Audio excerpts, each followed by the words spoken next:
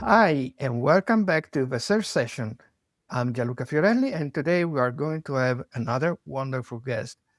The guest of today is known for three things, especially. Maybe you know her because also recently he became the managing editor at Search Engine Journal. So all the good stuff that are published on a certain journal pass through her eyes and her hands.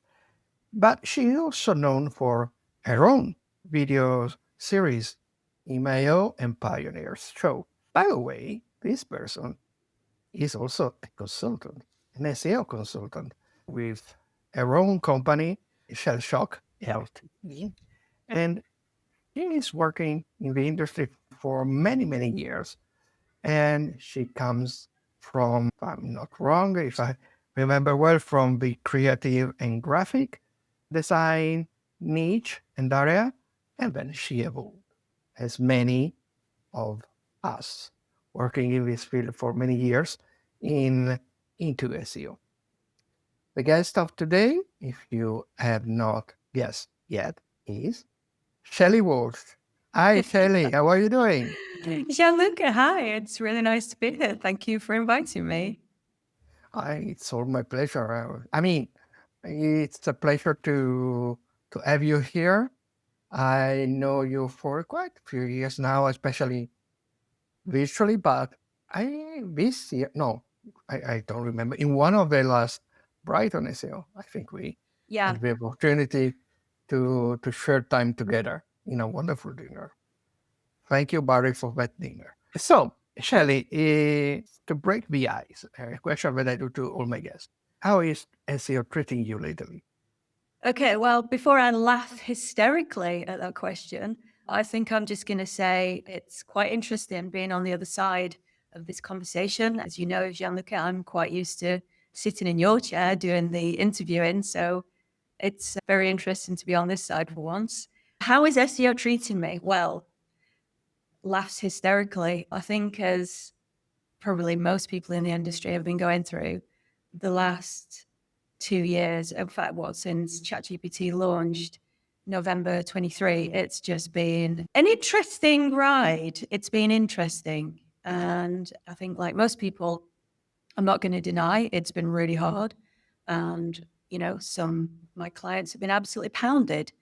I've got one that seems to be doing very well, which is really great. And then I've got another two that are very challenging on two different reasons. But I think it's just the general scenario is, we've lost a lot of traffic and the whole game is changing completely. So SEO has been very, very difficult. It's been exhausting. I feel like I've barely had any sleep all year and I feel like I'm working harder than I've ever worked before. But I actually do think out of all this, I know it's like really challenging times right now. And we're all probably dying for the massive surge that we saw in pandemic, which we all rose in a riding tide. It was fantastic. It was easy times. But I think out of these challenging times is going to come some really interesting things. And although it's a steep learning curve right now, and as I say, it's exhausting, I think it's teaching us to what I think that will come out of this whole situation where we are right now, and what I think will be really great is I think SEOs are going to have to get very creative. They're going to have to get back to their marketing roots, and they're going to have to shift their mindsets to approach SEO in a way of marketing fundamentals with creativity. They're going to have to create, creative campaigns, but also looking at things tied to real business outcomes. I think the industry could be better for it in the end. I think we've been through a phase we went through the whole spam phase and the whole, SEO is just, in fact, actually only, 18 months ago, the SERPs were absolutely overridden by spam results and the whole situation was getting very, very dire for users. And that's kind of switched on its head now to this whole panic situation of SERPs are now overrun by LLMs, AIO, AI mode. And I think that to overcome this, for me, I think it's going to be all about direct relationships. I think we're going to have to shift completely and remove our reliance on Google. So this is certainly areas that I'm looking at the moment, is shifting away from that dependence on the Google drug, which we've all been addicted to for so long. But yeah, I think SEO is very challenging. It's very interesting right now. I think actually it's been a long time coming that the industry gets a massive shake-up. I think it's basically evolving. It's almost like if this was a computer video game, we'd be jumping up to the next level right now. And that's kind of how it feels. We're moving up a level. And once we get there, I think it's going to be better for us all. I mean, what do you think, Gianluca? How do you feel? How's it treating you right now? This is an interviewer asking me it. So yeah. I usually say that clearly this is a crisis, but using the term crisis in its more etymological sense from the Greek, which is passage. So we are in the middle of a Red Sea, like Moses, and try to see if sea is going to drown us or we will be able to move to the other side of the coastline. So yes, yeah, we are exactly in this passage, in this middle. So we still don't we know where we were, but still don't see anymore where we started, and still don't see where we have to arrive. So this is causing the tentative belief. Obviously, there is this, let's call it creativity, as you were citing creativity of of the best people in our industry, so that after the first moment of gasp, now these brilliant minds are all there trying to decode the system. So decode these models, decode not only Gemini and AI mode, AI overview. Myself, I'm conducting studies about web guide. Let's see if it's going to be something that Google is pushing out from the search lab environment to put it live.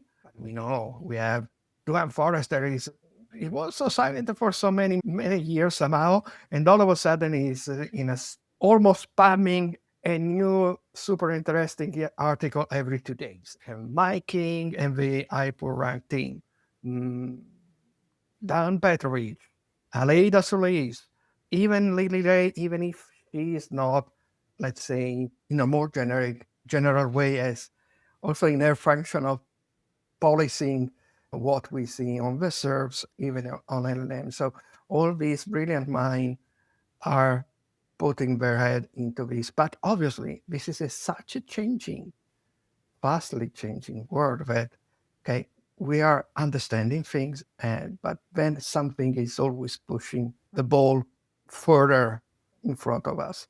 So this is the situation. But, and I try to return to the word creativity and going back to your past, we have something common because you work in the print and offline marketing world, and I work many years in the television world. So other type of, let's say, communication and content and marketing substantially. So couldn't this sort of return to basic that you were saying? So returning to the real basic of what is marketing, something that we should recover from. For instance, you from your past as in the print industry, offline marketing industry, and myself, for instance, from the television industry. And the people that really are maybe do have the hardest work to do are the native SEO. The people who started working as an SEO only did SEO, and now SEO has changed the role. What do you think? I think actually that's a really, really interesting point, Gianluca. And I mean, I was at Brighton, the last Brighton in the UK, Brighton SEO in the UK, not the US version. And I sat in the hallway in the breakout, and I looked around, and it was one of the busiest Brightons. I've been going to Brighton for maybe 14 years, And it was probably the busiest that I've seen yet. But as I looked around, and there was a lot of younger people. And I thought, do you know what? I don't think in say 18 months, maybe 12 months, a lot of these people perhaps won't even be here. I think we're about to go through a huge transition. And I think unless you've got the right skill set and the right skills, you're probably not going to go along with that on that journey, that you probably won't have the skills. It's a bit like, say, for example, AI. I think the people are going to really excel within the AI world are the people who have the skills and they can use AI to enhance and augment their skills. And so, for example, experienced coders will just become more efficient and more productive and faster at problem solving using AI because they know how to get the best out of the tool and the machine. But I think that anybody coming to use AI that doesn't have the experience and the skill set and the knowledge, they're relying on a tool the tool is controlling them. And that's kind of the wrong way around. And so I think that they will struggle. And I think it's the same with SEO. You know, when SEO founded 25, 30 years ago, everybody who came to SEO had had a previous career. And that's what made the industry so interesting. People came into it from other areas and they brought those skill sets with them. And the ones that survived and the ones that succeeded and did really well were the ones that had excellent creative thinking. They could really think outside the box. They were really good at problem solving, experimenting. And they're the ones that tenacious. They didn't give up. They had to learn. There was a lot of self-learning and finding the way, which, you know, runs parallel with where we are now. And for me, you know, I came from, as you said, I came from a marketing background. I actually came from an art school. So I had, you know, real creative skills, and then went into marketing and magazine publishing. And I was always very passionate about the publishing industry.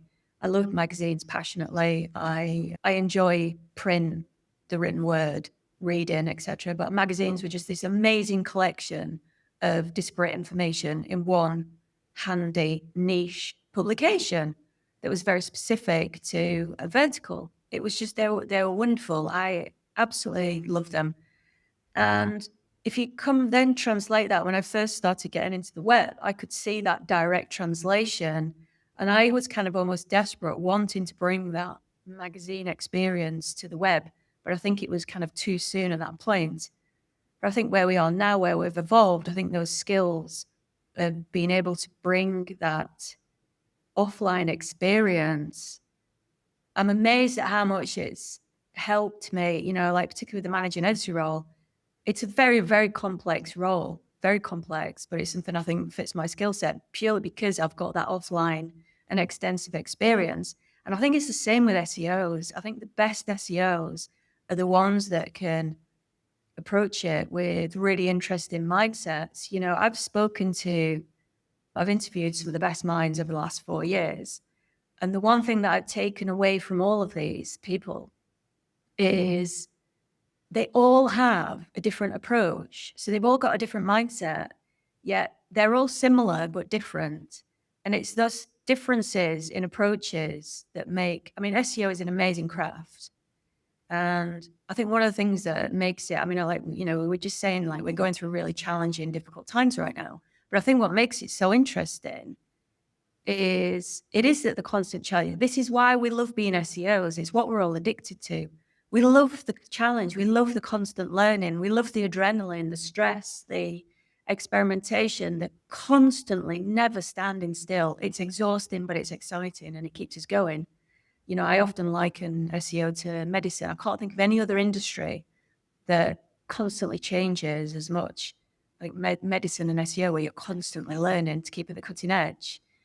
And I mean, I know for one thing, like at SEJ in the last 2 years, we've not been able to get content through our editing cycle quickly enough to get it published before it goes out of date. It's insane right now, where an article comes in and it's barely on the site before it's going out of date. But just going back to sort of the skill sets, the mindsets of people, it's interesting, Gianluca, that you come from a TV background. You know, I know other SEOs who also have that experience. And I think it naturally feeds in to SEO. It's a translation. If you look at how marketing's developed over the years, originally marketing started out in, what was it? There was print. Sorry, there was radio. There was TV. Was a huge revelation when we went from TV to radio. Before that, it was direct mail through the snail mail through the post. And then we went to the online. Online was such a huge disruptor when that came along. Obviously, a lot of people watching this now today won't remember. I was at university at the time. It was called new media.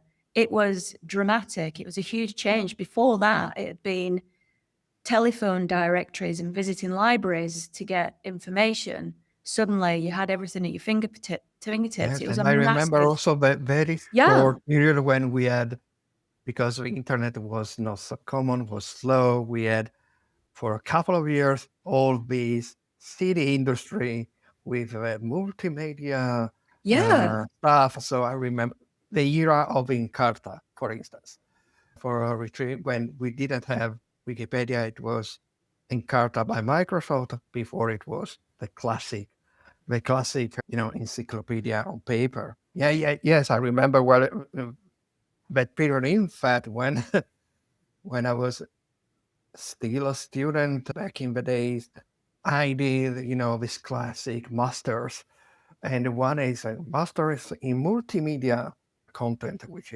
was essentially how to create a CD-ROM with text, video, which was essentially creating a website inside a CD-ROM. Yes, I think that is really interesting. And in fact, personally, I think that many of us with more experience are feeling younger. I remember not so many days ago, I was doing, again, Dwayne Forrester shared on LinkedIn something very funny. It was somehow commenting about himself. And okay, he was so sharing so many things that he was substantially say that he was feeling like a Generation Z marketer, which is rambling about everything at the same time.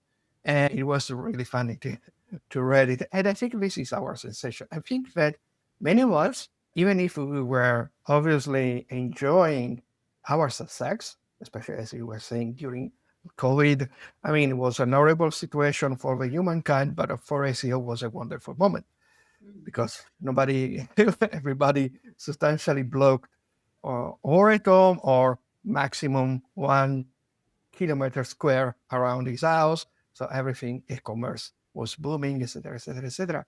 No, wasn't so happy for travel website, must admit. And I had quite many clients in that field. But yes, so we're enjoying the success, but let's be honest, it was becoming somehow sort of boring kind of work. I mean, because it was said, what you start with this, follow with that, was quite said. There real big news there weren't. Yes, there was this still constantly increasing zero-click SERP phenomenon, but as you were still, searches were growing, so traffic still was growing. And it came out, and obviously it's a disruption, but for us, it's a difficult time, but it's an exciting time because of everything you also said. But we have to learn again. So that's why I can feel myself a little younger because it's like me, like myself in 2004, needing to switch to SEO for private life reason. So that made me abandon Italy and leave Italy and the work I was doing for the television and needing to reinvent myself as a professional. So moving from just curating the content of a website of this television, which was a thing that I was also doing, to actively being as an SEO. And so I feel like somehow like those time I was needing to learn everything. What an H1 is, what is a title tag, how to improve the quality of a page, how to do link building. And now I have to do all these kind of things for everything. AI search, etc., etc., etc. But At least I don't know if also for you. In my personal case, my personal history, I think that personally, never was so prepared to do this job. Once because of all the things that I learned about SEO that are still foundational, important for AI search.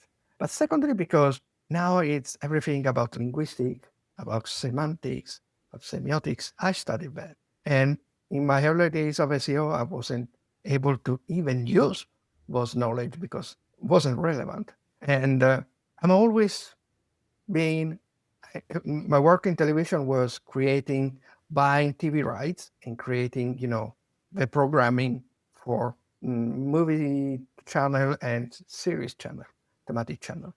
So everything related to taxonomy, to ontology, to creating an architecture is something that I always did. And now it's a lot of things is related to that. I always have been an horrible link builder. In fact, I left link building as a service, as a consultant many, many years ago because I cannot stand it. I'm horrible. I don't have the passion to stay, feel guilty to start in stalking journalists. So better not for me not to do it. But now that is brand mentioned, so it's different. It's less pressure. I know how to promote something. So it's easier for me now to instruct a strategy that is going to be developed by specialists. So yeah, I feel younger. I feel this is a difficult moment, but if tackled the correct way, it can be also. I don't know if I agree 100% with this definition, which is by King. It can be a renaissance of SEO when finally this passage is is clearer and close to the end, or more than now. But coming to you, because I think I talk too much, you say that you you had a past of really creative, you coming from art study and so on. So applying all the principle that I think you can rely to, like creative mind, design thinking, how much these two things should become, let's call it like a tool set for SEO professionals. Well, when I first got into SEO, I came to it, about 15 years ago. And originally, when I came into it, I did so because I had some dropship stores and I saw the future of all business being on the web. And I really wanted to develop brands, I wanted to develop businesses, and I just got hooked. And it's interesting actually because at that time I just saw it as this, it was all the technical stuff that you had to do that I knew nothing. And I just felt like such a novice, a complete imposter. And I felt like that for the past 14 years, a complete imposter who, the more that I learned, it was like the more I knew that I didn't know. And I just thought, oh my God, I'm never going to get to a position where I feel like a competent SEO because I was just focusing on the technical side. And even though 14 years ago, I could see this gap for a cross section, an intersection of really good quality content presented really well. So that combination of creative visual with really good content in combination with sort of technical SEO. I could see that back then, but I feel like it's taken me 15 years to actually bring that to a point now where it's like, yeah, I can see it's now come to fruition at this point. I think moving forward, it's going to be, for me, the key is, I would say, quality journalism. We're all publishers online. Anybody who's doing SEO is effectively a publisher. I was speaking to Barry Adams and John Shahata last week and about Newsy SEO. And as I said to them, as they know, a lot of people think news SEO is a really niche vertical, but actually it's relevant to everybody because we're all publishers. And, my passion is publishing, and where I foresee things going is really good quality journalism. Where creativity comes into this is I think SEO is going to really shift I think technical will always be important to a level, but I think it's the strategy, it's the creative strategy that's going to take us forward that's really, really important. Now that search is fragmented, it's fragmented across channels, particularly TikTok's heavily influential, LLMs, although, just how much value and value traffic LLMs can bring us is yet to be seen. And I think I said briefly earlier that, my focus, I feel, is building direct relationships as well. And as a publisher, building that relationship with an audience and providing them with the best quality publishing and journalism that you can, which this taps back into 25 years ago when I was producing magazines. It's exactly the same concept and the same skill set of providing really good quality content. And I think that the creativity will be in first of all, you're going to need to know where your audience is and to be able to find them, which is obviously classic marketing that underlines SEO. At the end of the day, the job of SEO is to help people be found online. So that still remains. We still are going to be helping people be found online, but it's a case of where are they? It's where they are that is shifting. And the creativity will come into the strategy of the quality of the content that you're producing, because I think informational content isn't going to cut it anymore. LLMs have got that covered. AI overviews have got that absolutely covered. That's our top of the funnel content now is kind of out the door. Yes, we can still potentially produce that for brand awareness just to get that exposure, but as to how much value that'll bring, we don't know that yet, really. I think where SEOs are going to really excel, or where they should move towards, for me personally, is being able to create something that is, and I know I keep using this word of valuable to the user, but what is valuable? Valuable is something that is of interest enough to the user that they will connect with you, that they will read you, that they will actively seek you out, that they will return to you, or that they will choose you. So, SEO has always been in two parts. Okay, a lot of people are just focused on the first part, getting the traffic to the page. And a lot of SEOs felt like that is where their role ended. But actually, I feel like that's where it actively begins. What happens when people get on the page? Then you have to provide a good enough experience. Amon Jones called this web promotion. And I think really something, and he was calling this 25 years ago, web promotion. And he had the mindset of thinking about the experience when people this is 25 years ago when people were just spamming left, right, and center.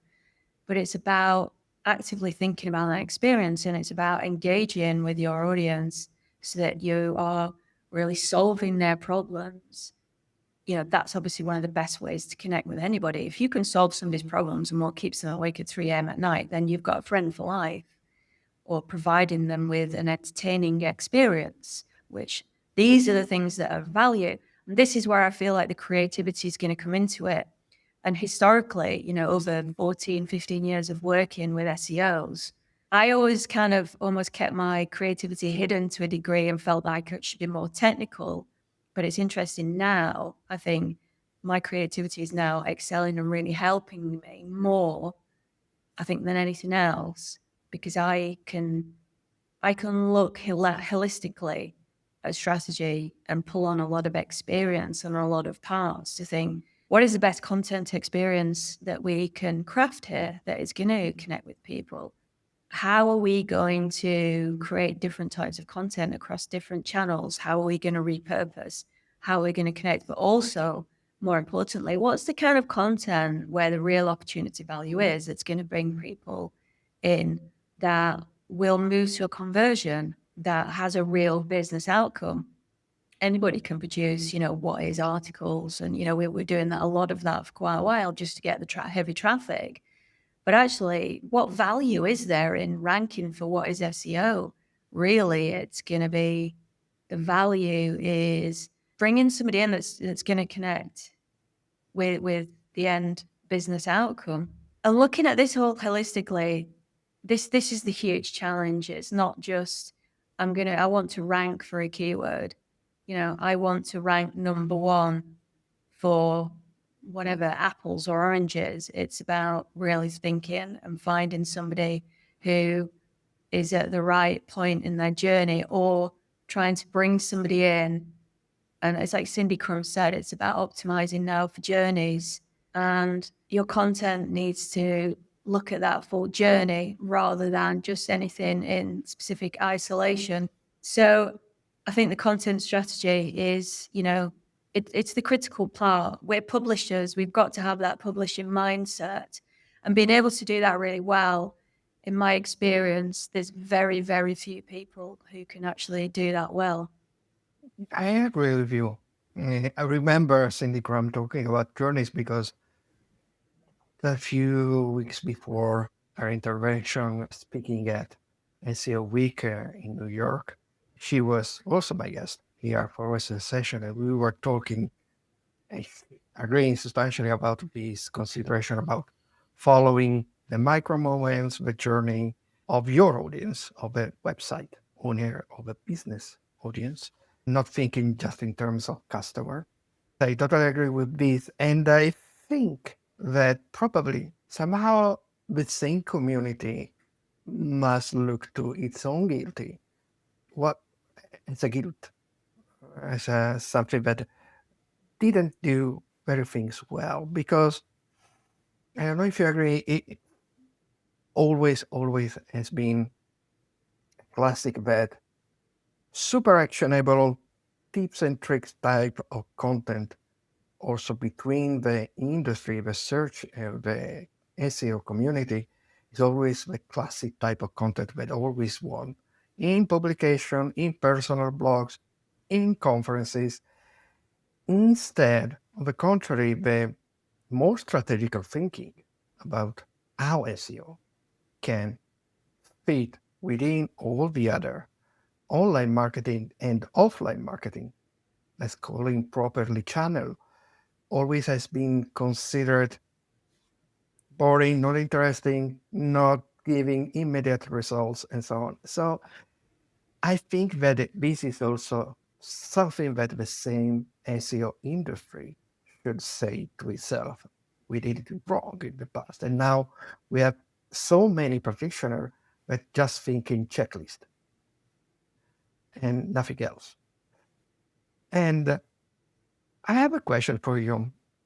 In your position of, let me go check. I don't want to say it wrong now. Managing editor before you were the SEO content strategy contribute programmer of Search Engine Journal. It's already almost more than 5 years if I saw. What kind of evolution did you see in the content that was published on Search Engine Journal? Because I think that the Search Engine Journal, as well as your competitor, let's call it so Search Engine Land, are a good mirror for our industry to see how it evolves.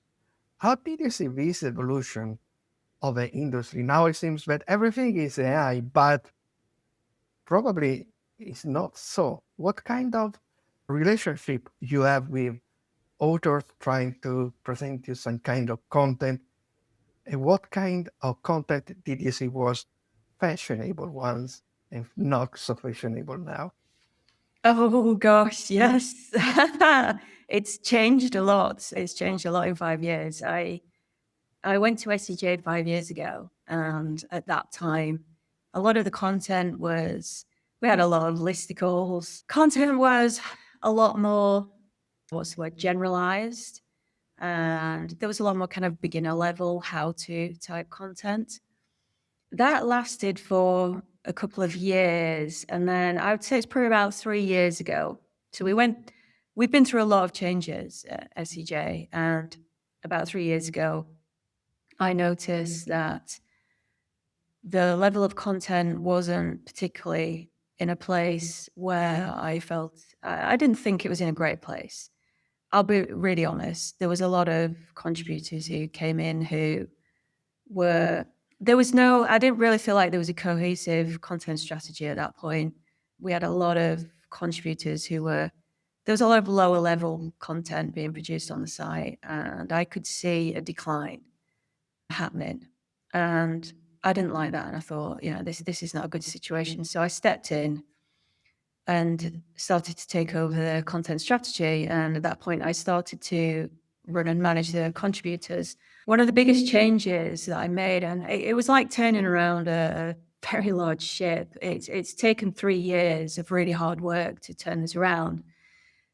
I sort of cleared out and removed a lot of the contributors that we had at that time, and I turned it into an invite-only process where I was actively sourcing talent and inviting talent to the site. I had sort of a vision in mind of where I felt that I wanted to take it, and it's taken me 3 years to bring this to fruition, where my approach was I wanted to raise the level and it to be more synonymous with quality journalism, to move it away from where it was. So the first thing was no more listicles. And the second thing was to have contributors write in their verticals that best demonstrated their expertise. Previously, we had a lot of contributors writing on very generalized subjects.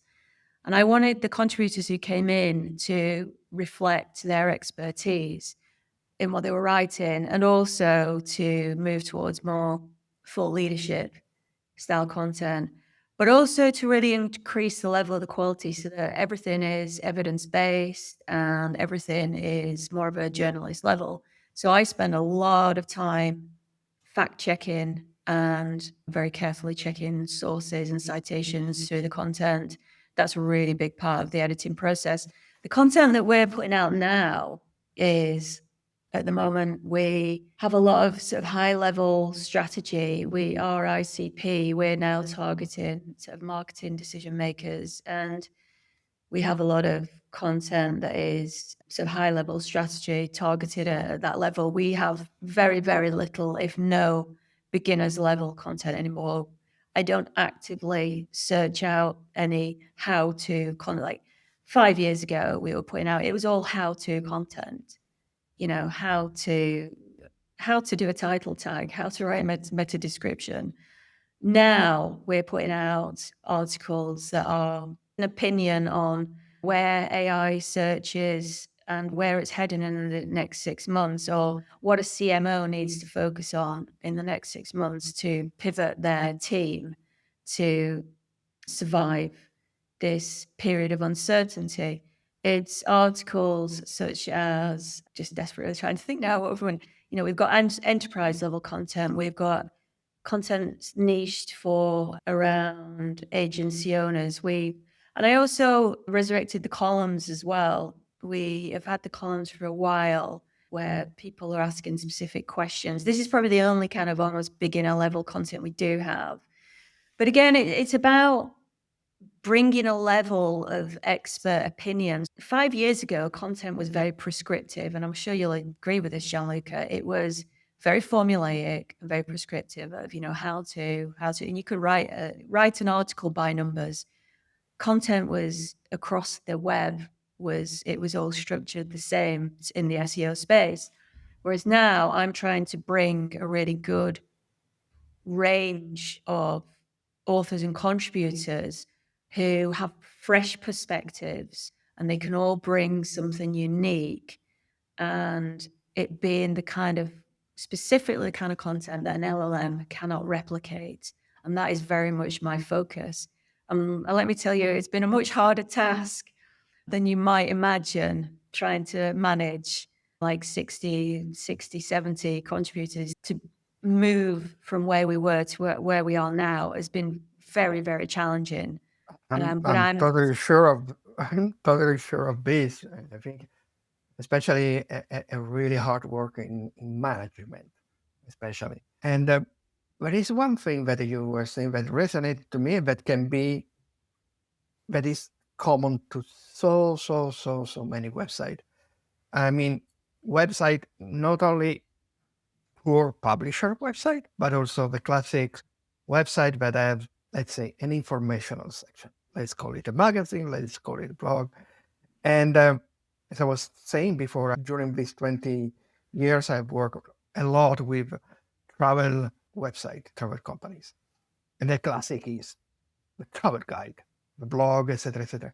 And what you were saying, that there was somehow like a timestamp. It was all the article, independently of the website, substantially made, all the same. In fact, I found, I still use sometimes, a very easy way to make understand this to my clients is, okay, I do screenshot of their articles, but in, on Safari, the read only mode. So without the template, only the text.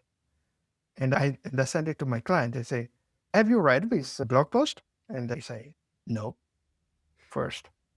Second, so you don't know, publish it. No, for you.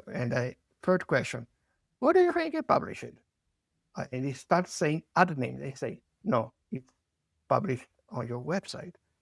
And then I do this compose a screenshot with the article, their article, this article about the same topic by a competitor, the article of another competitor about the same, and it's impossible to find the differences. So I think when returning to the very beginning of our conversation, where you were saying that creativity can save us, and creativity and being relevant to our audience is also related to creativity in order to how can we talk about something that hundreds of other companies are talking, but with our own voice.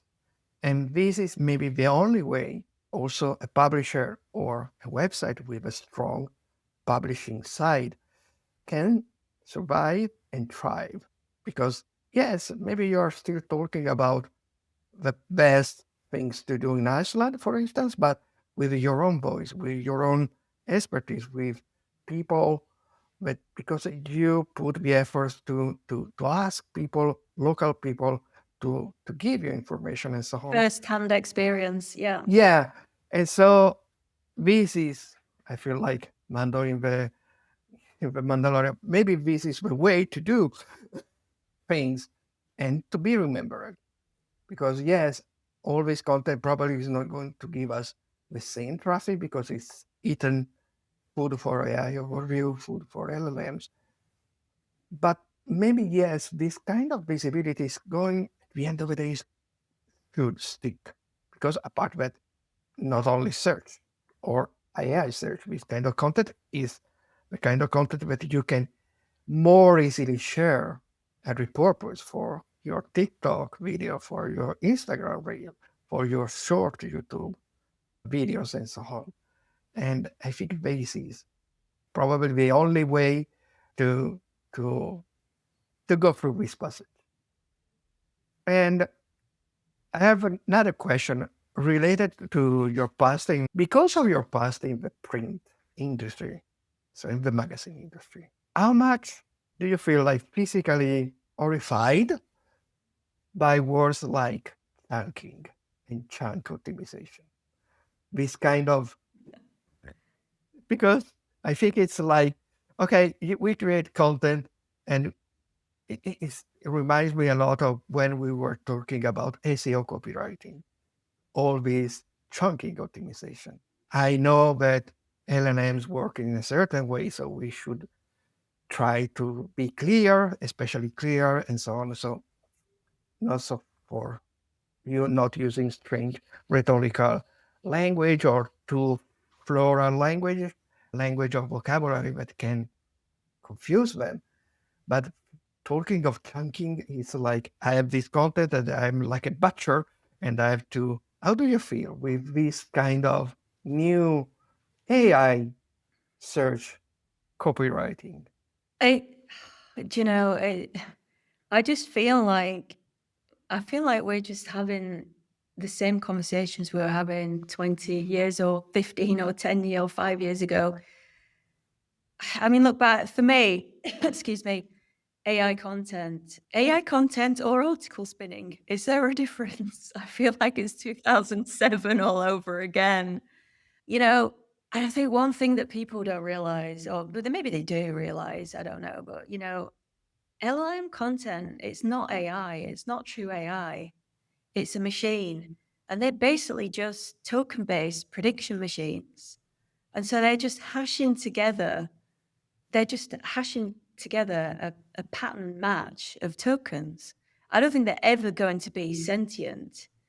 So that's a bit of an aside. But interestingly, this morning I was actually editing an article. Dwayne Forrester's just written an article about semantic density and semantic overlap, and about basically the difference between writing for machines and writing for humans. Whereas he's saying the semantic density is kind of like what we perceive as the elegant quality of written prose, and whereas the machines favouring the alignment with the semantic overlap. In his article, he talks about getting the balance between the two, and it's just exactly the same as writing for optimization as we've been doing for the last 25 years.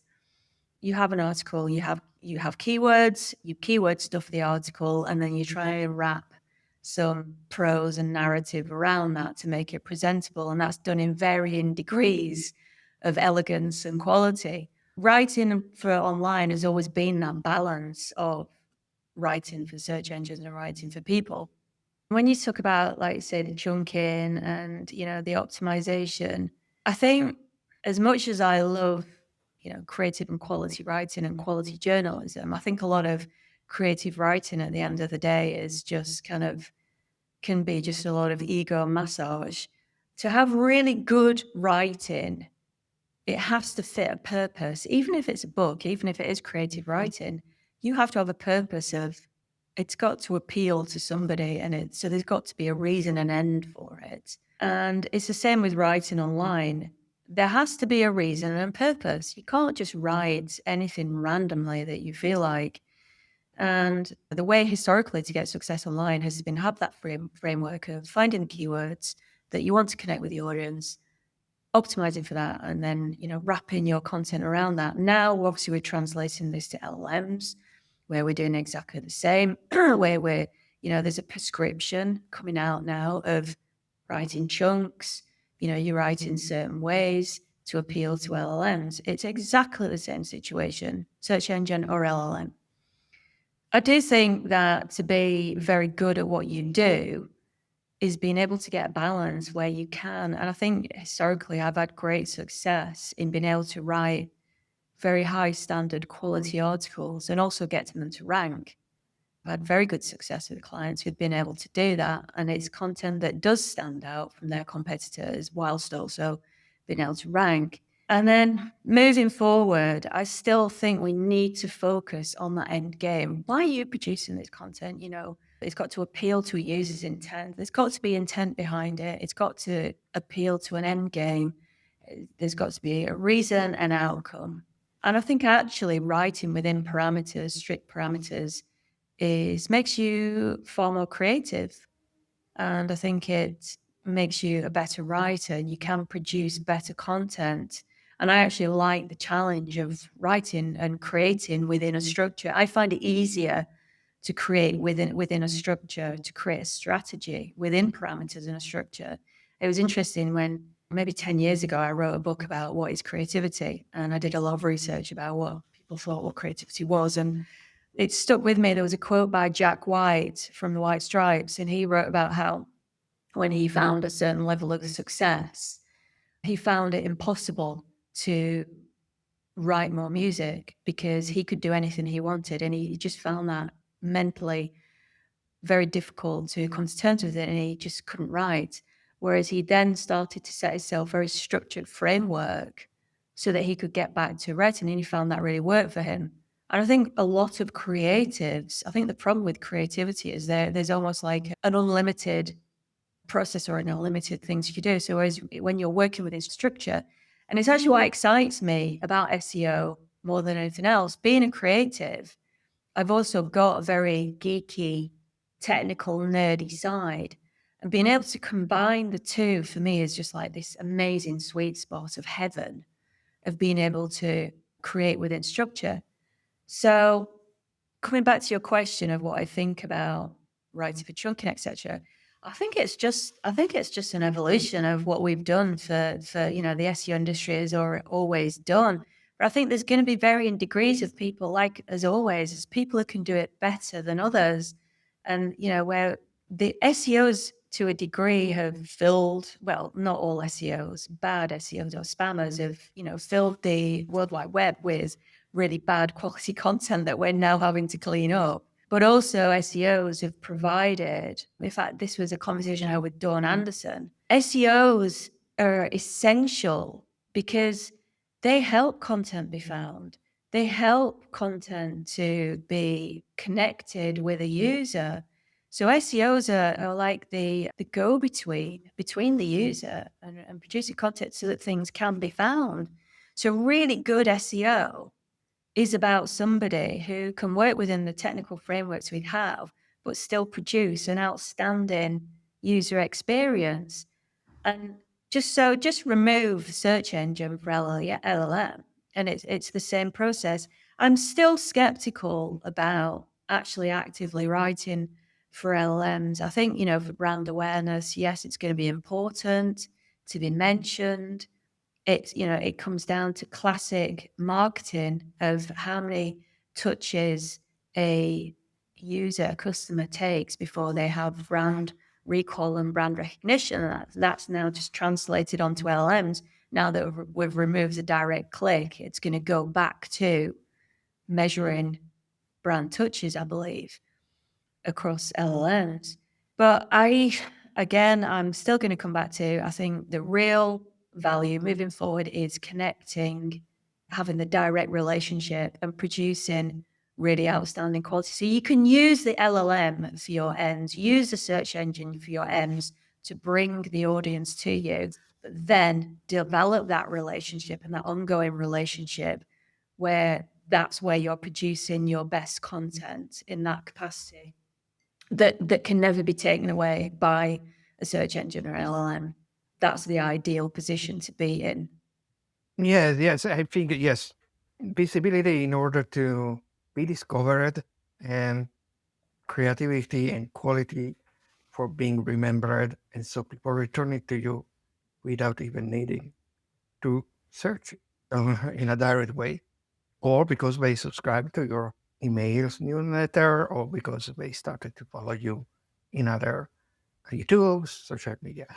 But I have to tell you one thing that I think you also saw it with checking out how the content you as a consultant recommended to your clients, or for search engine journal you were checking out how they do appear and why they do appear, for instance, in AI overview. And I discovered between brackets that the content that was having the biggest success on AI overview LLMs in terms of visibility, almost inevitably, at least in my case, in the case of my clients, was the content that has been written by someone who really knew what he was talking about and writing about, first.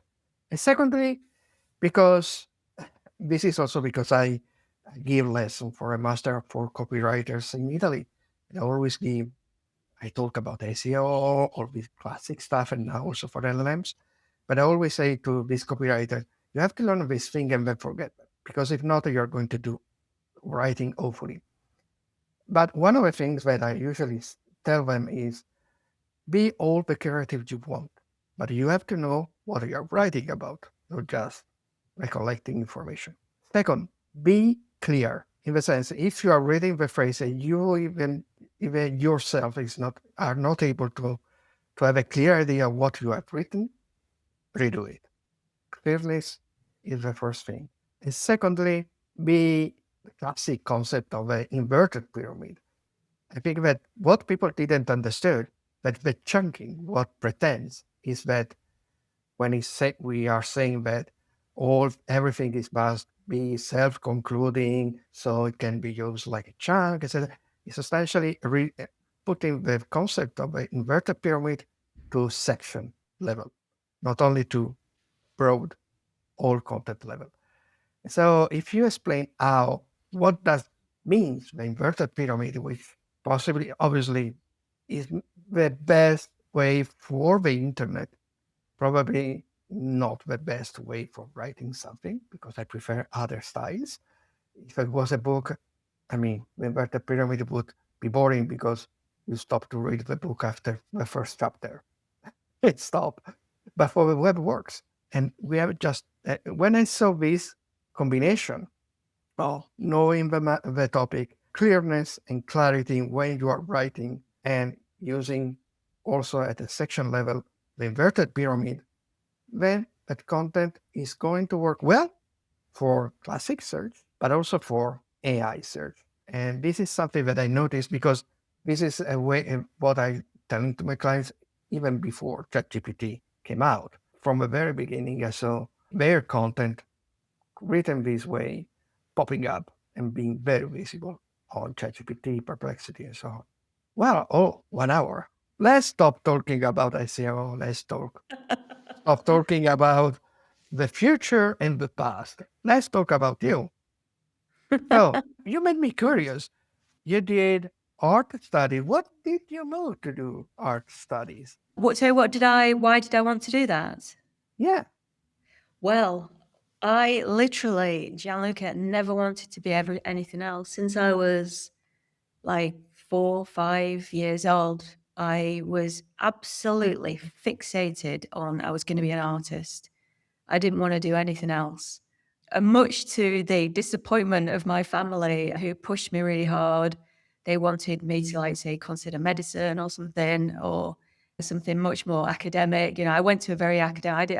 I did very well at school and went to a very academic school, and they all sort of said, no, do your exams, pursue, and then you can do your art later as if you want. But I was absolutely fixated. Nobody could tell me any different. So I went to college, uni, did an art degree, came out, was pursued at the best that I could. I set up a studio with doing sort of textile design pieces, did all art shows, craft shows, art shows, etc. And it just got to a point where I was literally the starving artist and I just needed to make some money. So I moved into design. But yeah, I was absolutely fixated with it. And the strangest thing is, Gianluca, I mean, for a long time, I continued doing illustration work. And in a lot of my early SEO and online work, I was doing illustration as well. And then just one day I woke up and I was like, I just lost all passion, and I've not picked up a pencil in about 10 years, and I don't know what happened. And it's like a crisis of faith. Hmm. And I need to get back to the pencil and get back to doing some good life drawing. I used to, that was my passion. I was convinced I was going to be an artist. And then just suddenly I just wanted more. I wanted more intellectual challenge, and it wasn't enough for Well, me.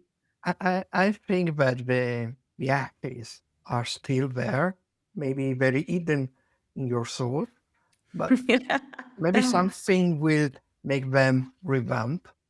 Yeah. Okay, it's totally different situation, but for instance, I don't know if you know, but I'm a really geek hobbyist in terms of miniature Yeah. painting, and I Uh-huh. for I really painted all my life, but then for almost 20 years I stopped because okay, I don't have the time. You need time to do this Mhm. kind Yeah. of hobby and so on. Yeah. But then one day, okay, with the excuse to bring my sons to visit the Warhammer store, in Warhammer, they have a good way, very smart way to nudge buying the minis is a free painting lesson. So I put myself in the free painting lesson, and my sons never wanted to paint again, and I restarted. So it's 5 years that I restarted with the LB, and I don't care, even if I have to do at least 1 hour, even if it's midnight, everybody's sleeping. I am there with because it's a way to relax. So maybe it's something that Mm. is going to happen to you too. But talking about art, so what artist or what kind of movement were the ones that really made you stay, let's say, 1 hour in front of piece of art or in a museum or staring in a library in a library with classic art book with this wonderful printed image of artwork? Oh, that's easy. That's an easy question. I was an absolute devotee of the Renaissance, but not painting, drawing. Drawing has always been my passion. I like the graphic, I like the graphical element. I loved photography for the same reason, black and white photography. But the Renaissance drawing, Leonardo, Raphael, oh my God, I just would stare. And actually, I have got a bit of a story. I've never told anybody this before, but when I was at art college many years ago, 35, 32 years ago, I went to one of the libraries in London. I think it was the British Library. And they had a collection of original artworks, and you could request.